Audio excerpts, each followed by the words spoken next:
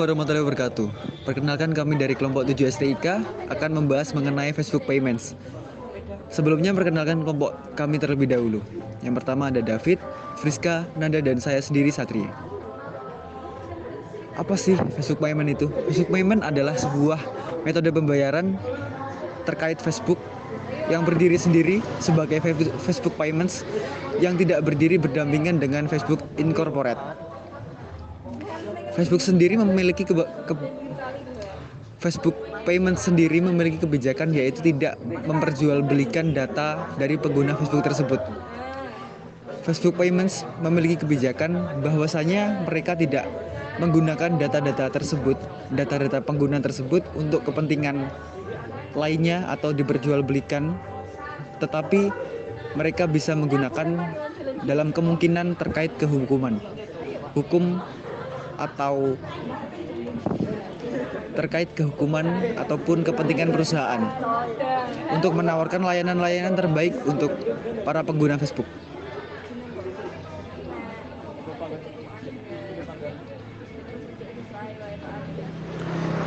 Bagaimana Facebook Payments menggunakan data-data pengguna tersebut? Facebook Payments sendiri menggunakan data-data tersebut untuk kepentingan bagaimana dari Facebook tersebut memberikan sponsor kepada pengguna-pengguna Facebook mengenai layanan-layanan terbaik yang ditawarkan mereka kepada pengguna-penggunanya. Privacy policy yang selanjutnya yaitu bagaimana cara Anda melihat dan memperbarui akun Facebook pribadi Anda. Nah, Anda dapat melihat dan memperbarui informasi pribadi termasuk menghapus kartu kredit atau metode pembayaran lainnya dengan membuka halaman pengaturan pembayaran di pengaturan akun Facebook Anda. Jika Anda menonaktifkan akun Facebook, Anda tidak akan dapat mengakses informasi pribadi Anda. Dan kami akan menyimpannya untuk pelaporan hukum dan kewajiban audit. Facebook Payment tidak akan menggunakan informasi pribadi yang berkaitan dengan akun yang dinonaktifkan untuk alasan apapun selain kewajiban tersebut. Nah, kami mungkin menghapus beberapa rekaman yang berhubungan dengan akun yang dinonaktifkan dari waktu ke waktu sebagaimana yang diizinkan atau diwajibkan oleh hukum. Selanjutnya yaitu bagaimana kami mengamankan informasi pribadi Anda. Kami mengambil langkah keamanan yang diperlukan untuk melindungi Anda dari akses dan perubahan, berbagi, atau pengerusakan informasi pribadi Anda secara tidak sah.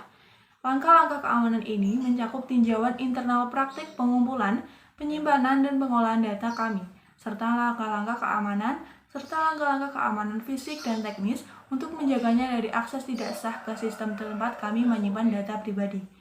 Facebook Payments menggunakan standar enkripsi terbaik untuk informasi pribadi Anda.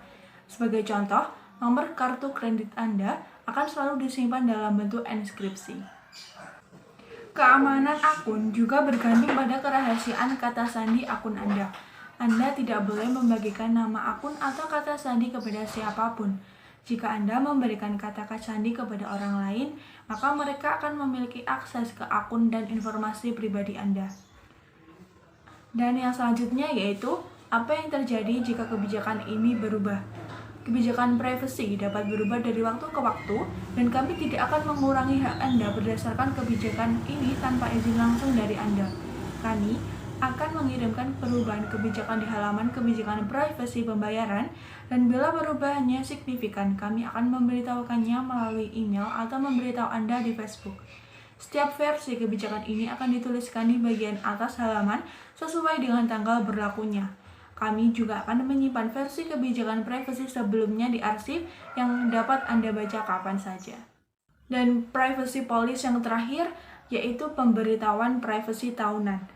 Setidaknya sekali dalam setahun, Facebook Payments akan mengirimi Anda email berisi pemberitahuan tentang privasi yang menyatakan bahwa pertama, jenis informasi pribadi yang dikumpulkan. Yang kedua, bagaimana dan mengapa informasi pribadi diproses. Dan yang ketiga, jenis orang yang mungkin menerima informasi pribadi Anda.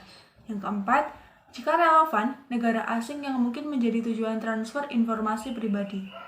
Yang kelima, fakta bahwa pengamanan privasi dan keamanan yang memadai telah digunakan. Dan yang terakhir yaitu hak dan pilihan yang mungkin dimiliki seseorang terkait informasi pribadinya. Kak, saya di sini akan menjelaskan bagaimana cara pemilihan iklan di Facebook. Jadi, di pemilihan iklan di Facebook tersebut ada 3 level untuk pemilihan iklan. Yang pertama campaign atau yang disebut apa goal iklan kita. Yang kedua yaitu ad set, yaitu siapa target market kita. Dan yang ketiga yaitu apa materi iklan kita. Lalu jenis-jenis iklan di Facebook berdasarkan penempatan yaitu 1. Facebook ADS adalah iklan yang muncul dalam newsfeed di desktop maupun di mobile smartphone. Yang kedua yaitu Facebook Audience Network adalah iklan yang muncul di website lain yang bekerjasama dengan aplikasi Facebook tersebut. Di sini saya merekomendasikan pada Facebook ADS karena pada pengiklanan Facebook ADS lebih banyak keuntungannya daripada kekurangannya. Kelebihannya yaitu 1. Dapat meningkatkan brand awareness atau kita mengetahui banyaknya pengguna Facebook di Indonesia. Indonesia pun menempati urutan keempat di dunia sebagai pengguna sosial media Facebook terbanyak. Maka dari itu banyaknya pembisnis masuk ke dalam Facebook untuk memasarkan bisnisnya masing-masing, mulai dari membuat pack company, foto, video, dan lain sebagainya. Tidak sampai situ saja, guna mendatangkan traffic kita menggunakan Facebook ADS karena jangkauan yang luas, impresi yang besar, mampu mencakup seluruh Indonesia dan dunia. Tentunya ini akan membantu tingkat kesadaran konsumen akan brand dan bisnis Anda, atau akan meningkatkan brand awareness yang pada akhirnya dapat menghasilkan leads serta membantu menaikkan penjualan. Yang kedua yaitu iklan lebih tertarget. Right target, right people. Yang dimaksud iklan tertarget di sini, Facebook ADS mampu menargetkan kepada siapa, customer seperti apa yang menjadi target Anda. Contoh, mulai dari rentang usia, jenis kelamin, lokasi, interest. Dengan begitu produk Anda atau brand Anda akan tersampaikan dengan baik kepada orang-orang yang mempunyai interest terhadap produk Anda. Yang ketiga yaitu budget dapat disesuaikan dengan kantong Anda. Banyak yang bilang bahwa mengiklankan harus mesti keluar uang banyak, atau mengiklankan mesti harus ngeluarin uang jutaan dan lain sebagainya.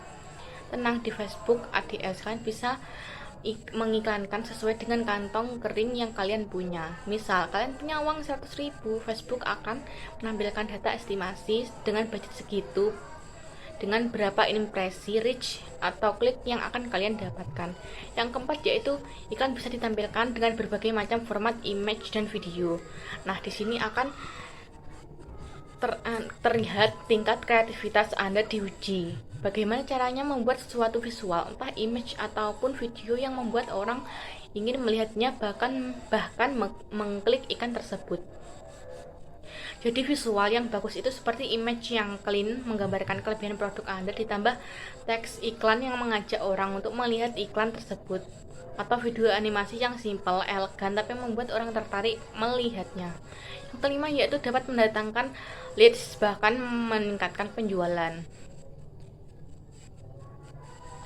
Dimulai dari penggunaan image atau video yang menarik, penggunaan copywriter yang keren yang mengajak orang ingin melihat produk Anda, serta penargetan yang sesuai dengan ciri khas konsumen Anda, mulai dari umur, interest, lokasi, dan lain sebagainya. Jadi bukan berarti kalian pasang di Facebook ADS lalu langsung dapat leads dan sales yang banyak. Facebook telah menjadi salah satu situs sosial networking terbesar saat ini, dan di sisi lainnya ada pun kerugian maupun kelebihan yang terdapat dalam media ini. Yang dari kerugiannya atau bisa kita lihat dari sisi negatif antara lain, yang pertama dapat mengurangi waktu efektif Anda karena kalian bisa bermain Facebook hingga berjam-jam sampai lupa waktu. Yang kedua, berbau-bau pornografi karena Facebook sangat memungkinkan untuk menyebarkan foto-foto maupun video-video yang berbau pornografi. Yang ketiga, dapat menghabiskan uang. Dari sini bisa saja kalian bermain game online berjam-jam hingga dapat menghabiskan uang. Yang selanjutnya adalah lupa ataupun lalai terhadap tugas sekolah maupun pekerjaan yang bisa saja kalian hiraukan dan lebih mementingkan untuk bermain Facebook ini. Di samping kerugian ataupun kekurangan yang terdapat dalam media Facebook ini, ada pun keuntungan atau yang dapat kita ambil dari sisi positifnya. Di antaranya, untuk yang pertama adalah memudahkan untuk menghubungi atau bersilaturahmi kepada saudara maupun teman kalian yang ada di luar kota ataupun yang berjauhan. Selanjutnya, yang kedua, tempat belajar. Jadi di aplikasi Facebook ini ataupun di media sosial ini banyak game pembelajaran di sini, seperti mencoba tes TOEFL dan lain sebagainya. Yang ketiga adalah untuk refreshing otak. Facebook bisa digunakan untuk sedikit merefreshing tengah kepenatan kalian saat bekerja maupun belajar. Misalnya seperti bermain game di Facebook. Yang keempat adalah bisnis. Bagi sebagian yang bermata bisnis, Facebook merupakan salah satu ladang bisnis yang cukup menggiurkan. Mungkin cukup itu saja yang dapat kami sampaikan. Bila ada kurang lebihnya, saya mohon maaf. Bila taufiq wal hidayah, wassalamualaikum warahmatullahi wabarakatuh.